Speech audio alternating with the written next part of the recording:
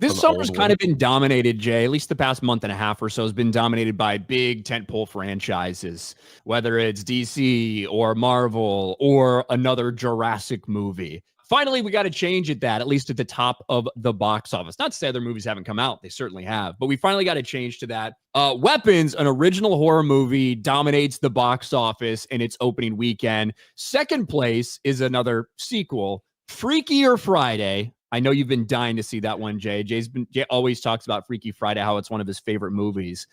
But Weapons specifically, $70 million global opening, almost $43 million opening in the United States. And as you can see, that's good enough for first place, with Fantastic Four falling all the way down. Jeez. But, this is a movie, Weapons, that was made on, I believe, a $38 million budget. I think that's the budget. And already after one weekend, they're sitting at $70 million. It's got really good word of mouth. You'd have to imagine there's going to be decent legs to this thing.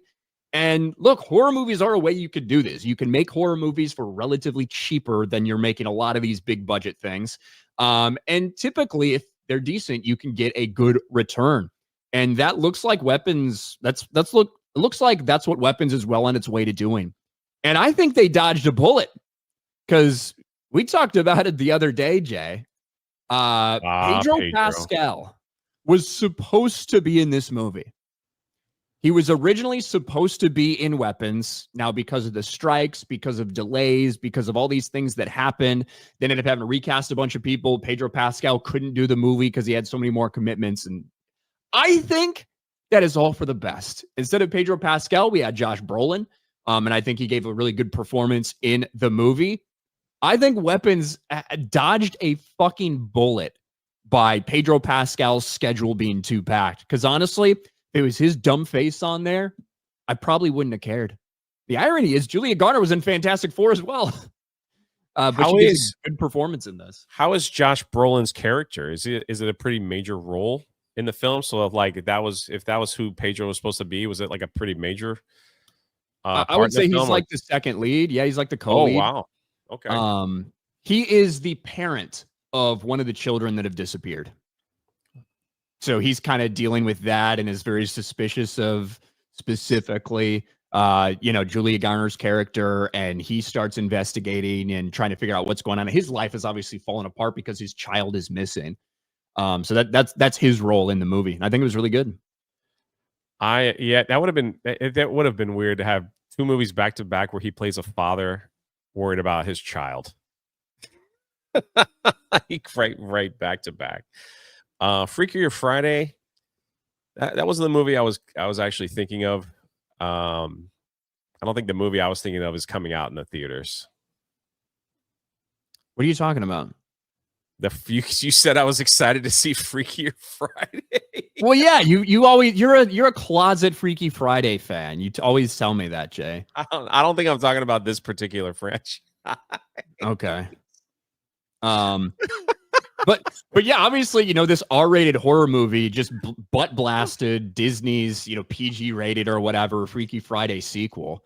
And haven't looked at the budget for Freaky Friday, but I imagine it's probably higher than what Weapons is.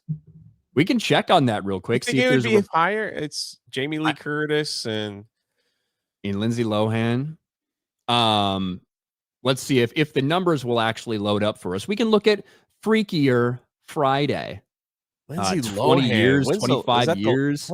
What's the last film she's been in since this one? Lindsay Lohan, long time. Yeah, there you go. Production budget $42 million. 42. So very similar, actually. Slightly higher for Freakier Friday than Weapons, but it's pretty much the same. But a big win for them and a nice break as well from some of the big tentpole stuff in original horror movie. We saw Sinners do super well earlier this year. That's a release for Warner Brothers. So I believe that Weapons was distributed by Warner Brothers as well, if I'm not mistaken. So yeah, New Line and parent company Warner Brothers. So I do hope we see a lot of smaller budget films that people put a lot of heart and soul and really try to make the best that they got, because it seems like those are the movies that people really want to see, or they're enjoying themselves. Hard to really put your finger on a big blockbuster film that this year anyway that people really enjoyed. You got to keep the budgets down, right? Yeah, Like have to. even F1, right? F1, which is having a fantastic run in terms of legs at the box office, which is sitting around what $570 million right now or something like that, has a chance to maybe creep up to 600 million when it's all said and done. That movie was insanely expensive. You know what I mean? That movie was insanely expensive. Now, I do think that they got a lot of breaks because I think they got $40 million in sponsorships because it's a racing movie. So they had sponsors throughout the race thing, and those sponsors paid money to be the big sponsors for like the car in the movie. But still, even with that factored in, your marketing budget was still probably a touch over 200, or your production budget, still a touch over $200 million. And that just makes it very, very difficult to turn a profit when your budgets are that big consistently. So if you can have things like this, these can actually be money makers for you. They might not hit 600 million, 700 million at the box office, but if your budget's under control, you're making money. And I think you're correct too when you brought up the fact that we now live in a day and age where a movie comes out and a month later you can buy it and stay at home and not have to deal with the issues that you dealt with when you were watching Weapon X. I did see that part on FNT where you had people on the telephone talking very loudly. You had people on the other side speaking throughout the whole film.